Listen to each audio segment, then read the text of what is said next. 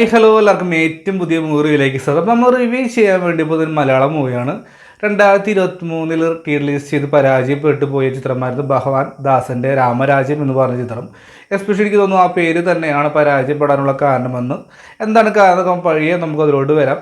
അപ്പോൾ 2023 റിലീസ് ചെയ്തിട്ടുള്ള ചിത്രം 2024 OTT റിലീസ് ചെയ്തു ആമസോൺ പ്രൈമിൽ. അങ്ങനെയാണ് ഞാൻ ചിത്രം കാണാനിടയായത് നിങ്ങളുടെ മുമ്പിലേക്ക് റിവ്യൂ വയ്ക്കുകയും ചെയ്യാൻ തീരുമാനിച്ചത്. അപ്പോൾ എൻ്റെ കാസ്റ്റിംഗ് ഒക്കെ നോക്കി കഴിഞ്ഞാൽ നമുക്ക് പരിചയമുള്ള ഒരുപാട് മുഖങ്ങളും പരിചയമില്ലാത്ത ഒരുപാട് താരങ്ങളൊക്കെ വന്നു പോകുന്നുണ്ട്. എനിക്ക് തോന്നുന്നു ഒട്ടനവധി നല്ല മികച്ചൊരു കലാകാരൻ ഉണ്ടായിട്ട് പോലും ഇതൊരു പരാജയപ്പെട്ടു. അതിലൊരുപാട് പ്രശ്നങ്ങളും കാര്യങ്ങളൊക്കെ ഉണ്ട്. റാഷിദ് പറമ്പിലാണ് ഇതിൻ്റെ ഡയറക്ഷൻ ചെയ്തിട്ടുള്ളത്. ഇതിൻ്റെ റേറ്റിംഗ് ചെയ്തിട്ടുള്ളത് ഫെബിനാണ് ഇതിൻ്റെ തിരക്കഥ. കാസ്റ്റ് നോക്കി കഴിഞ്ഞാൽ ഇൻഷാദ്, അക്ഷയ് രാധാകൃഷ്ണൻ എന്ന് പറയുമ്പോൾ നമ്മുടെ 18-ാം പടിയിലൊക്കെ നായക കഥാപാത്രം ചെയ്തിട്ടുള്ള വ്യക്തിയാണ്. അപ്പോൾ അദ്ദേഹത്തിന് രണ്ടാമത്തെ ചിത്രമാണെന്ന് തോന്നുന്നു. നന്ദന എന്ന് പറയുമ്പോൾ കൊച്ചാളെന്ന് പറഞ്ഞ ചിത്രത്തിലൊക്കെ കണ്ടിട്ടുണ്ട്. പ്രശാന്ത് മുരളി ഞാൻ പറയാതെ നമുക്കറിയാം മികച്ചൊരു കലാകാരൻ തന്നെയാണ് പ്രശാന്ത് മുരളി.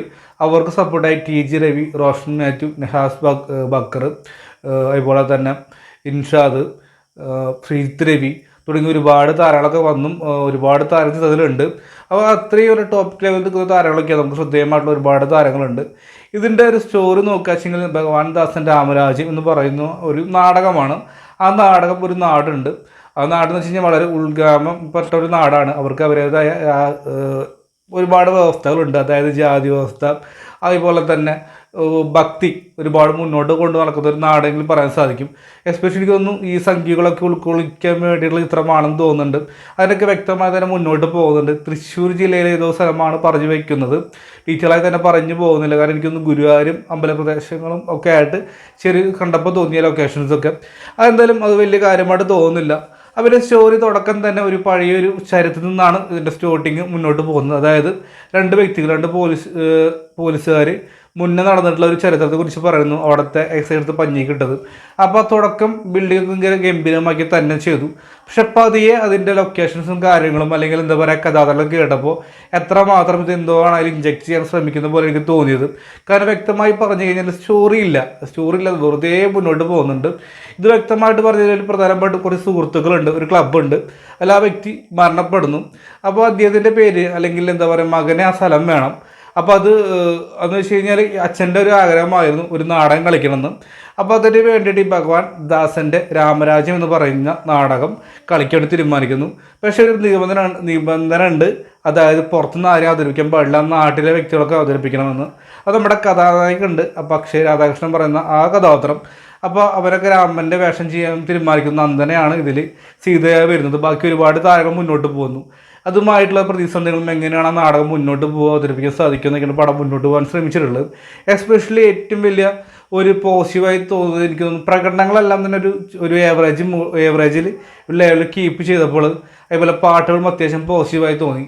അതുപോലെ തന്നെ വിഷ്വൽ സൈഡ് നോക്കി ഗംഭീരമായ വിഷ്വൽ സൈഡ് എന്നില്ലെങ്കിൽ പോലും ഈ പശ്ചാത്തലത്തിന് ആവശ്യമായ വിഷ്വൽ സൈഡും എല്ലാം തന്നെ ഓക്കെ ലെവൽ തന്നെയായിരുന്നു. വൻ നെഗറ്റീവായിരിക്കും തോന്നിയ സബ്ജക്റ്റ് തന്നെയാണ്. കാരണം വെച്ച് കഴിഞ്ഞാൽ അതുപോലെ രാഷ്ട്രീയ ഒരു വൽക്കരണം പോലെയാണെങ്കിൽ കടമ്പിക്ക് എങ്ങനെയാണ് തോന്നിയത്. പ്രധാനമായിട്ടും ഈ സംഖ്യകളെ ഉൾക്കൊള്ളിച്ച് കൊണ്ടുള്ള അവരുടെ കാര്യങ്ങളൊക്കെയാണ് ഇതിൽ പ്രധാനമായിട്ടും പറഞ്ഞു തരാൻ ശ്രമിച്ചിട്ടുള്ളത്. കാരണം ആ പേരും കണ്ടു നിൽക്കും മനസ്സിലാവും. അതുപോലെ തന്നെ സ്റ്റോറി വളരെ വീക്കായിട്ടുള്ള സ്റ്റോറിയാണ്. കാരണം എന്ന് വെച്ച് കഴിഞ്ഞാൽ സ്റ്റോറി ഇല്ല പടത്തിൽ.